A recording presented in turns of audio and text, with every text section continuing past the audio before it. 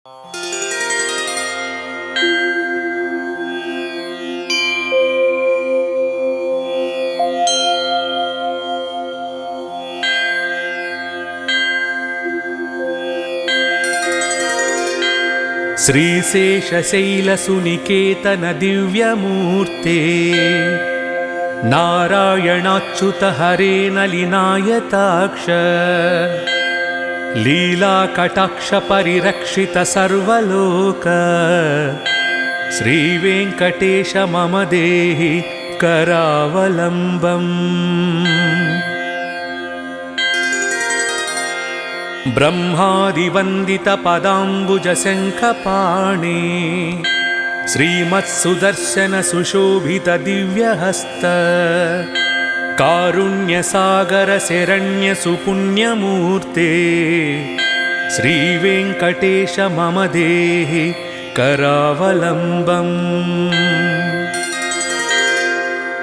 वेदान्त वेद्य भवसागर कर्णधार श्रीपद्मनाभ कमलार्चित पादपद्म लोकैकपावन परात्पर पापहारिन् श्रीवेङ्कटेश मम देहि करावलम्बम्। लक्ष्मीपते निगमलक्ष्य निजस्वरूप कामादिदोष परिहारक बोधदायिन् दैत्यादिमर्दन जनार्दन वासुदेव श्रीवेङ्कटेश मम देहि करावलम्बम्।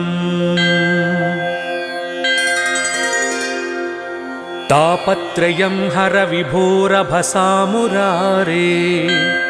संरक्ष मां करुणया सरसीरुहाक्ष मच्चिष्यमित्यनुदिनं परिरक्ष विष्णो श्रीवेङ्कटेश मम देहि करावलम्बम्।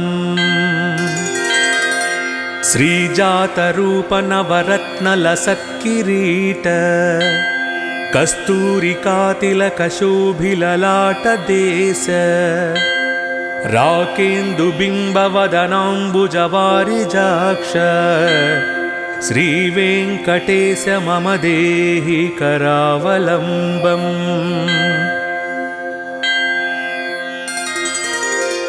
वन्दारुलोकवरदानवचो विलास रत्नाढ्यहार परिशोभित कम्बुकण्ठ केयूररत्नसुविभासि दिगन्तराल श्रीवेङ्कटेश मम देहि करावलम्बम्।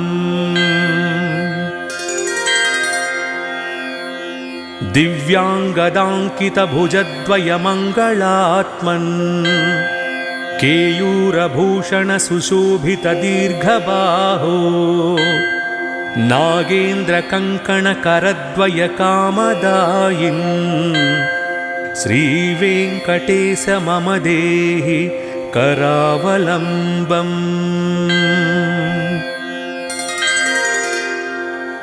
स्वामिन् जगद्धरणवारिधि मध्यमग्न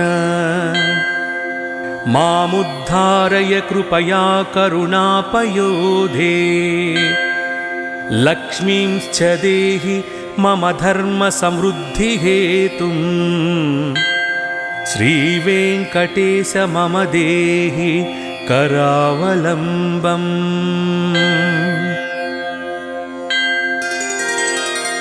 दिव्याङ्गरागपरिचर्चित कोमलाङ्ग पीताम्बरावृत तनूतरुणार्कभास सत्याञ्चनाभ परिधान सुपत्तुबन्ध श्रीवेङ्कटेश मम देहि करावलम्बम्। रत्नाढ्यदामसुनिबद्ध कटिप्रदेश माणिक्यदर्पण सुसन्निभजानुदेश जङ्घाद्वयेन परिमोहित सर्वलोक श्रीवेङ्कटेश मम देहि करावलम्बम्। लोकैकपावनसरित्परिशोभिताङ्घ्रे त्वत्पाददर्शनदिने च ममाघमीश। हार्दं तमश्च सकलं लयमापभूमन् श्रीवेङ्कटेश मम देहि करावलम्बम्। कामादिवैरिनिवहोच्युत मे प्रयातः दारिद्र्यमस्य पगतं सकलं दयालु। दीनं च मां समवलोक्य दयार्द्रदृष्ट्या श्रीवेङ्कटेश मम देहि करावलम्बम्। श्रीवेङ्कटेशपदपङ्कजषट्पदेन श्रीमन्नृसिंहयतिना रचितं जगत्याम्। ये तत्पठन्ति मनुजाः पुरुषोत्तमस्य ते प्राप्नुवन्ति परमां पदवीं मुरारेः।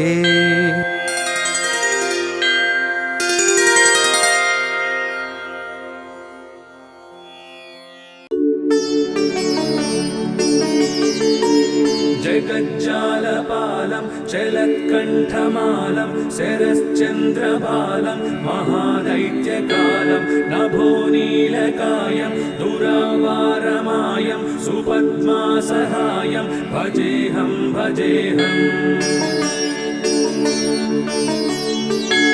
सदाम्बोधिवासं गलत्पुष्पहासं जगत्सन्निवासं शतादित्यभासं गदाचक्रशस्त्रं लसत्पीतवस्त्रं हसच्चारुवक्त्रं भजेऽहं भजेऽहम्। रमाकण्ठहारं श्रुतिव्रातसारं जलान्तर्विहारं धराभारहारं चिदानन्दरूपं मनोज्ञस्वरूपं धृतानेकरूपं भजेऽहं भजेऽहम्। जराजन्महीनं परानन्दपीनं समाधानलीनं सदैवानवीनं जगज्जन्महेतुं सुरानीककेतुं त्रिलोकैकसेतुं भजेऽहं भजेऽहम्।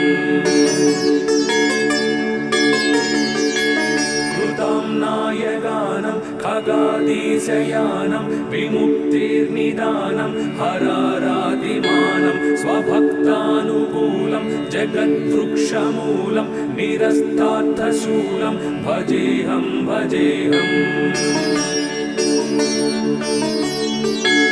समस्तामरेशं द्विरेफाभकेशं जगद्बिम्बलेशं हृदाकाशदेशं सदा दिव्यदेहं विमुक्ताखिलेहं सुवैकुण्ठगेहं भजेऽहं भजेऽहम्। सुरालीबलिष्ठं त्रिलोकीवरिष्ठं गुरूणां गरिष्ठं स्वरूपैकनिष्ठं सदा युद्धधीरं महावीरवीरं महोम्बोधितीरं भजेऽहं भजेऽहम्।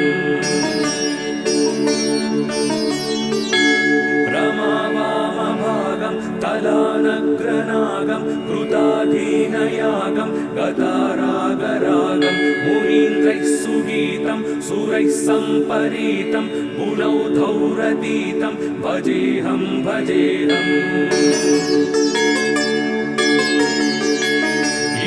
यस्तु नित्यं समाधाय चित्तं पठेदष्टकं कण्ठहारं मुरारे स विष्णोर्विशोकं ध्रुवं याति लोकं जराजन्मशोकं पुनर्विन्दते नो।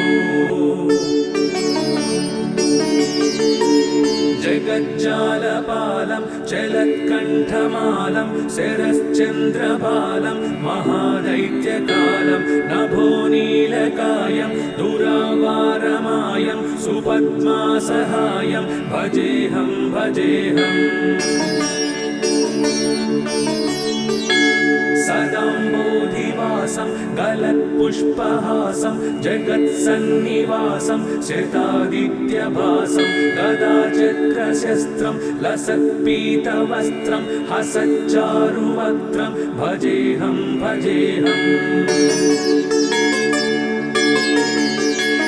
रमाकण्ठहारं श्रुतिव्रातसारं जलान्तर्विहारं धराभारहारं चिदानन्दरूपं मनोज्ञस्वरूपं धृतानेकरूपं भजेऽहं भजेऽहम् जराजन्महीनं परानन्दपीनं समाधानलीनं सदैवानवीनं जगज्जन्महेतुं सुरानीककेतुं त्रिलोकैकसेतुं भजेऽहं भजेऽहम्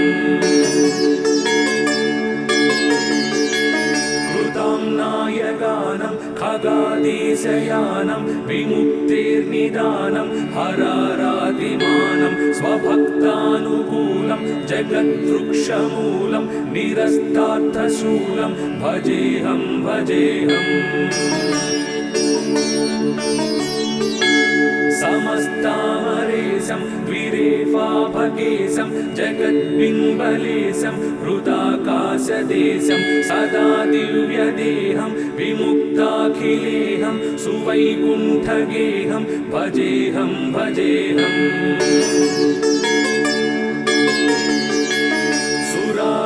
बलिष्ठं त्रिलोकीवरिष्ठं गुरूणां गरिष्ठं स्वरूपैकनिष्ठं सदा युद्धधीरं महावीरवीरं महोम्बोधितीरं भजेऽहं भजेऽहम्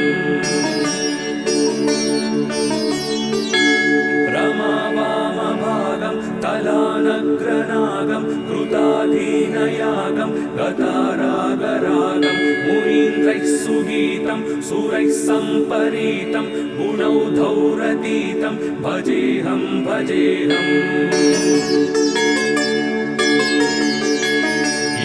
यस्तु नित्यं समाधाय चित्तं पठेदष्टकं कण्ठहारं मुरारे स विष्णोर्विशोकं ध्रुवं याति लोकं जराजन्मशोकं पुनर्विन्दते नो।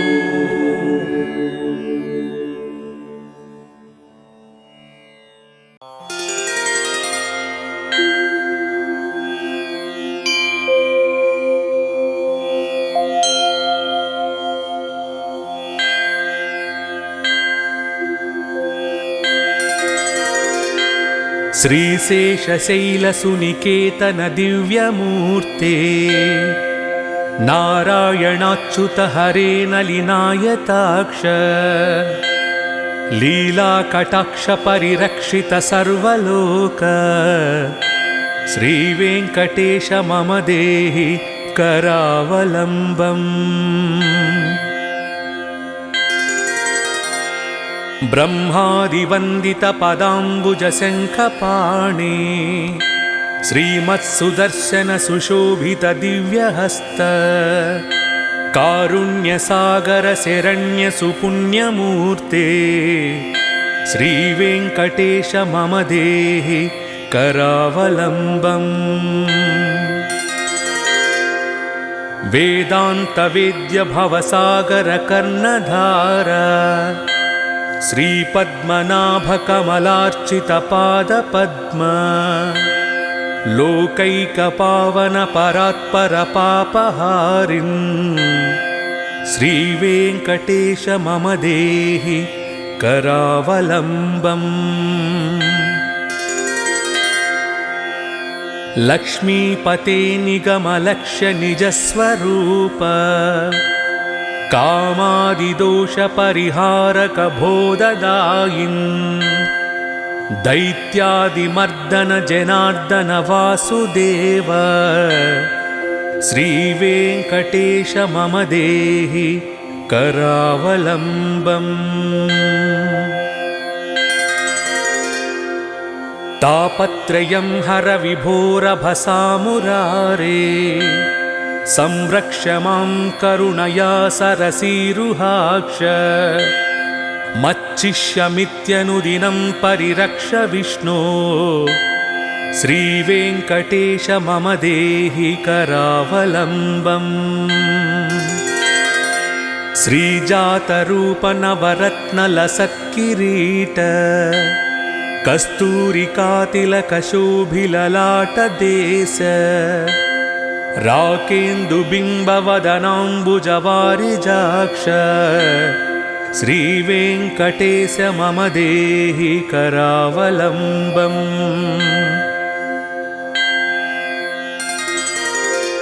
वन्दारुलोकवरदानवचो विलास रत्नाढ्यहार परिशोभितकम्बुकण्ठ। केयूररत्नसुविभासि दिगन्तराल श्रीवेङ्कटेश मम देहि करावलम्बम्।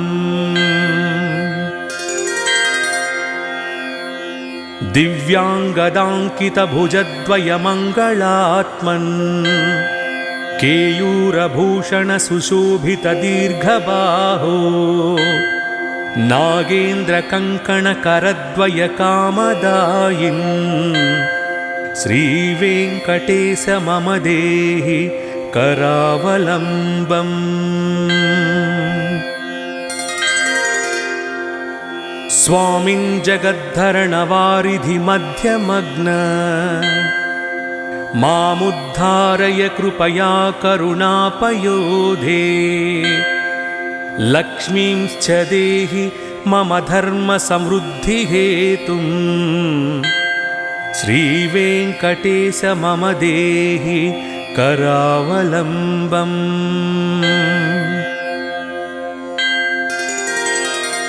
दिव्याङ्गरागपरिचर्चितकोमलाङ्ग पीताम्बरावृततनूतरुणार्कभास सत्याञ्चनाभ परिधानसुपत्तुबन्ध श्रीवेङ्कटेश मम देहि करावलम्बम्।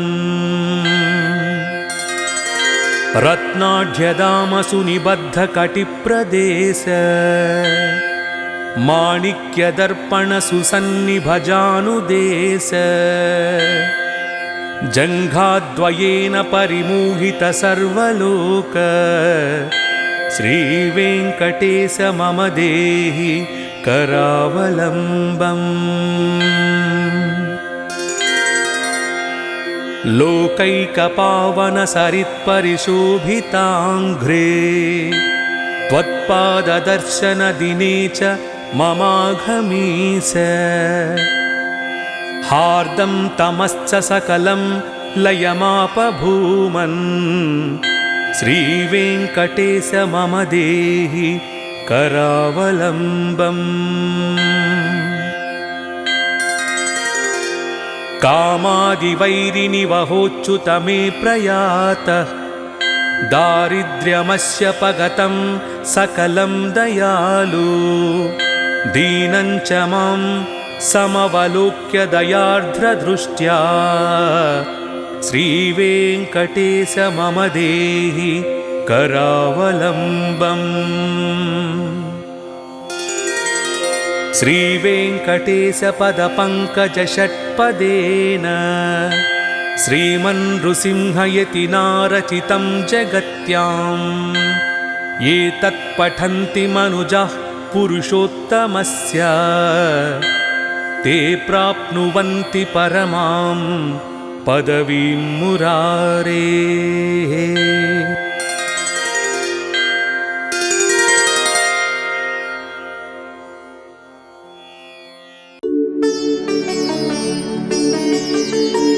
जगज्जा जगज्जालपालं चलत्कण्ठमालं शरश्चन्द्रबालं महादैत्यकालं नभोनीलकायं दुरावारमायं सुपद्मासहायं भजेऽहं भजेऽहम् सदाम्बोधिवासं गलत्पुष्पहासं जगत्सन्निवासं शतादित्यभासं गदाचक्रशस्त्रं लसत्पीतवस्त्रं हसच्चारुवक्त्रं भजेऽहं भजेऽहम् रमाकण्ठहारं श्रुतिव्रातसारं जलान्तर्विहारं धराभारहारं चिदानन्दरूपं मनोज्ञस्वरूपं धृतानेकरूपं भजेऽहं भजेऽहम् जराजन्महीनं परानन्दपीनं समाधानलीनं सदैवानवीनं जगज्जन्महेतुं सुरानीककेतुं त्रिलोकैकसेतुं भजेऽहं भजेऽहम् नायगानं खगादीशयानं विमुक्तिर्निदानं हरारादिमानं स्वभक्तानुकूलं जगद्वृक्षमूलं निरस्तार्थशूलं भजेऽहं भजेऽहम् समस्तामरेशं द्विरेफाभकेशं जगद्बिम्बलेशं हृदाकाशदेशं सदा दिव्यदेहं विमुक्ताखिलेहं सुवैकुण्ठगेहं भजेऽहं भजेऽहम्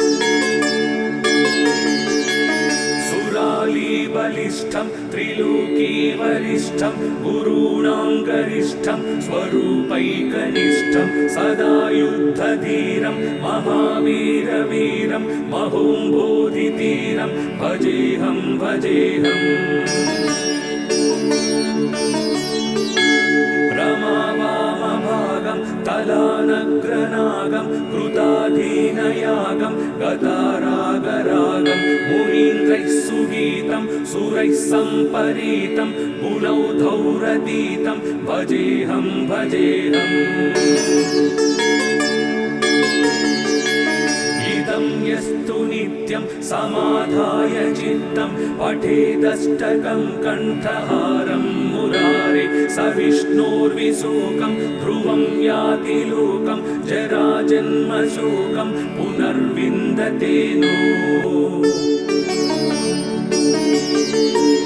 जगज्जालपालं चलत्कण्ठमालं शरश्चन्द्रबालं महादैत्यकालं नभोनीलकायं दुरावारमायं सुपद्मासहायं भजेऽहं भजेऽहम् सदाम्बोधिवासं गलत्पुष्पहासं जगत्सन्निवासं शतादित्यभासं गदाचक्रशस्त्रं लसत्पीतवस्त्रं हसच्चारुवक्त्रं भजेऽहं भजेऽहम् रमाकण्ठहारं श्रुतिव्रातसारं जलान्तर्विहारं धराभारहारं चिदानन्दरूपं मनोज्ञस्वरूपं धृतानेकरूपं भजेऽहं भजेऽहम् जराजन्महीनं परानन्दपीनं समाधानलीनं सदैवानवीनं जगज्जन्महेतुं सुरानीककेतुं त्रिलोकैकसेतुं भजेऽहं भजेऽहम् नायगानं खगादीशयानं विमुक्तिर्निदानं हरारादिमानं स्वभक्तानुकूलं जगद्वृक्षमूलं निरस्तार्थशूलं भजेऽहं भजेऽहम् समस्तामरेशं द्विरेफाभकेशं जगद्बिम्बलेशं हृदाकाशदेशं सदा दिव्यदेहं विमुक्ताखिलेहं सुवैकुण्ठगेहं भजेऽहं भजेऽहम्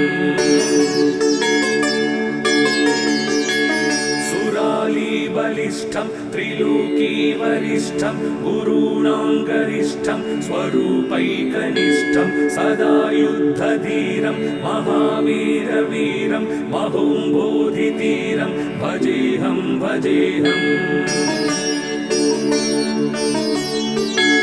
रमावामभागं तलानग्रनागं कृताधीनयागं गतारागरागं मुनीन्द्रैः सुगीतं सुरैः सम्परीतं गुणौधौरतीतं भजेऽहं भजेऽहम् इदं यस्तु नित्यं समाधाय चित्तं पठेदष्टकं कण्ठहारं मुरारे स विष्णोर्विशोकं ध्रुवं याति लोकं जराजन्मशोकं पुनर्विन्दते नो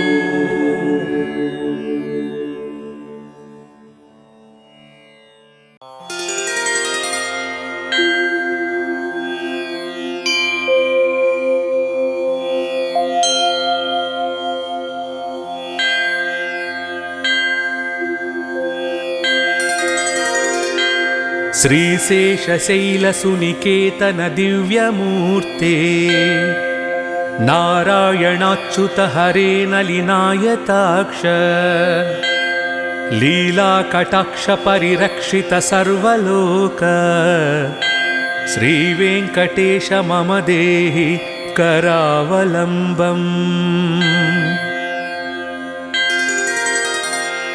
ब्रह्मादिवन्दित पदाम्बुज शङ्खपाणि श्रीमत्सुदर्शन सुशोभित दिव्यहस्त कारुण्यसागर शरण्य सुपुण्यमूर्ते श्रीवेङ्कटेश मम देहि करावलम्बम्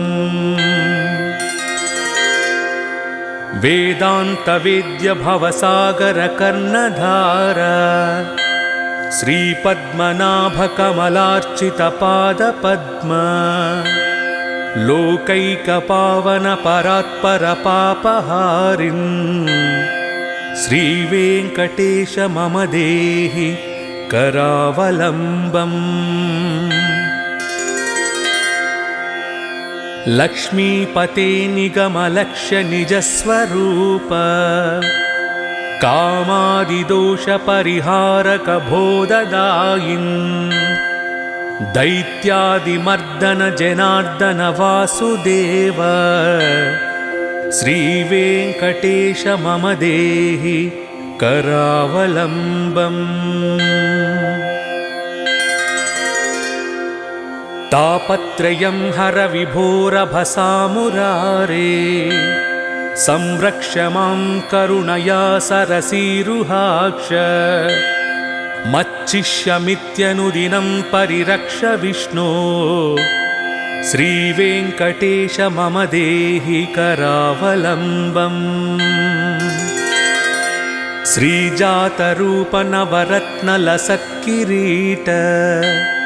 कस्तूरिकातिलकशोभिललाटदेश राकेन्दुबिम्बवदनाम्बुजवारिजाक्ष श्रीवेङ्कटेश मम देहि करावलम्बम्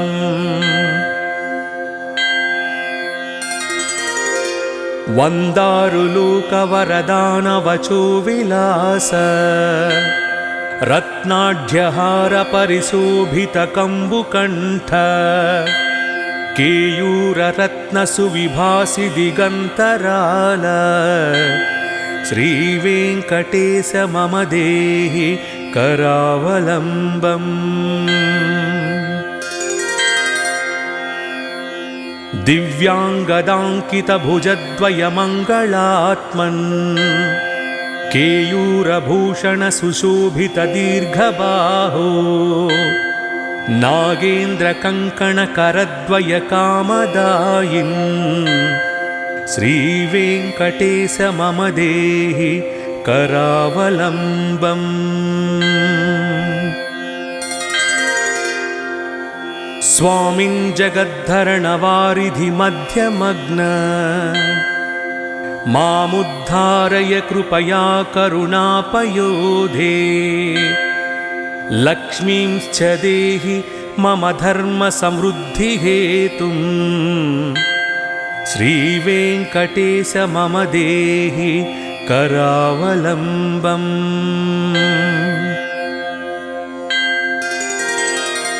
दिव्याङ्गरागपरिचर्चितकोमलाङ्ग पीताम्बरावृततनूतरुणार्कभास। सत्याञ्चनाभ परिधानसुपत्तुबन्ध। श्रीवेङ्कटेश मम देहि करावलम्बम्। रत्नाढ्यदामसुनिबद्धकटिप्रदेश माणिक्यदर्पणसुसन्निभजानुदेश। जङ्घाद्वयेन परिमोहित सर्वलोक। श्रीवेङ्कटेश मम देहि करावलम्बम्। लोकैकपावनसरित्परिशोभिताङ्घ्रे त्वत्पाददर्शनदिने च ममाघमीश।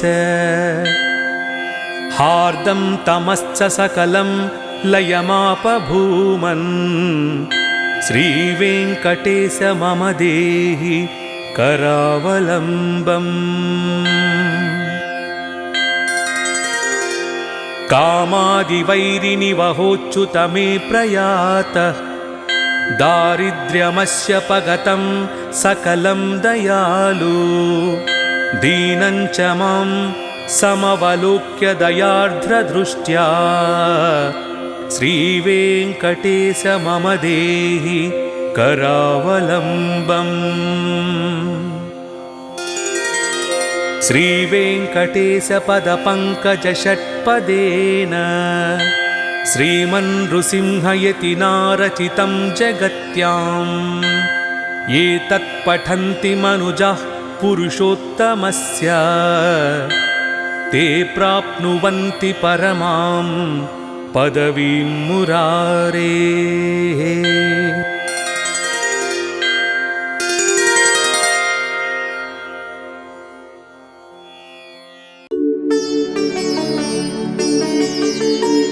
जगज्जालपालं चलत्कण्ठमालं शरश्चन्द्रबालं महादैत्यकालं नभोनीलकायं दुरावारमायं सुपद्मासहायं भजेऽहं भजेऽहम्।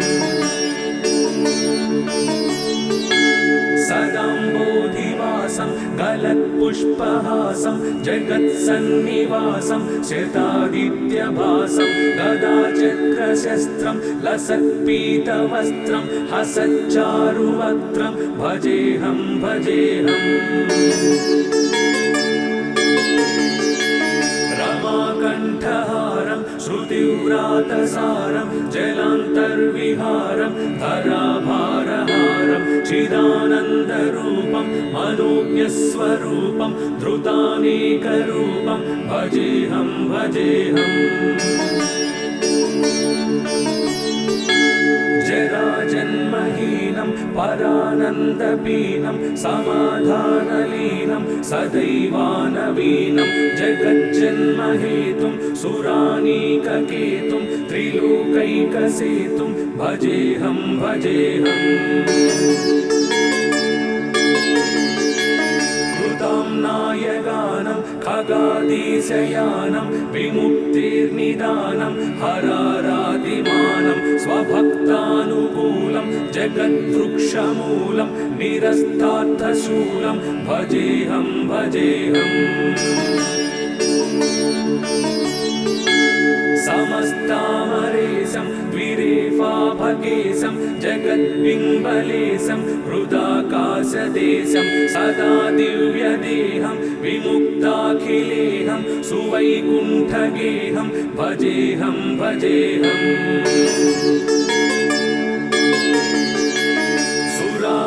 बलिष्ठं त्रिलोकीवरिष्ठं गुरूणां गरिष्ठं स्वरूपैकनिष्ठं सदा युद्धधीरं महावीरवीरं महोम्बोधितीरं भजेऽहं भजेऽहम् रमावामभागं तलानग्रनागं कृताधीनयागं गतारागरागं मुनीन्द्रैः सुगीतं सुरैः सम्परीतं गुणौधौरतीतं भजेऽहं भजेऽहम् इदं यस्तु नित्यं समाधाय चित्तं पठेदष्टकं कण्ठहारं मुरारे स विष्णोर्विशोकं ध्रुवं याति लोकं जराजन्मशोकं पुनर्विन्दते नो जगज्जालपालं चलत्कण्ठमालं शरश्चन्द्रबालं महादैत्यकालं नभोनीलकायं दुरावारमायं सुपद्मासहायं भजेऽहं भजेऽहम् सदाम्बोधिवासं गलत्पुष्पहासं जगत्सन्निवासं शतादित्यभासं गदाचक्रशस्त्रं लसत्पीतवस्त्रं हसच्चारुवक्त्रं भजेऽहं भजेऽहम् रमाकण्ठहारं श्रुतिव्रातसारं जलान्तर्विहारं धराभारहारं चिदानन्दरूपं मनोज्ञस्वरूपं धृतानेकरूपं भजेऽहं भजेऽहम् जराजन्महीनं परानन्दपीनं समाधानलीनं सदैवानवीनं जगज्जन्महेतुं सुरानीककेतुं त्रिलोकैकसेतुं भजेऽहं भजेऽहम्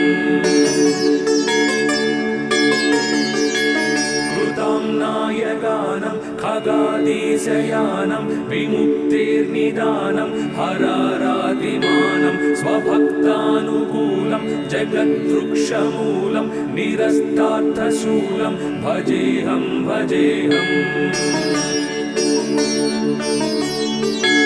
समस्तामरेशं द्विरेफाभकेशं जगद्बिम्बलेशं हृदाकाशदेशं सदा दिव्यदेहं विमुक्ताखिलेहं सुवैकुण्ठगेहं भजेऽहं भजेऽहम्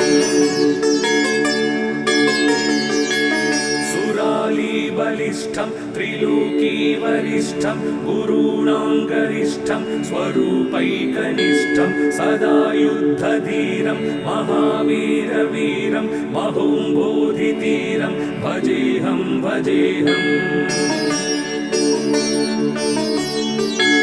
रमावामभागं तलानग्रनागं कृताधीनयागं गतारागरागं मुनीन्द्रैः सुगीतं सुरैः सम्परीतं गुणौधौरतीतं भजेऽहं भजेऽहम्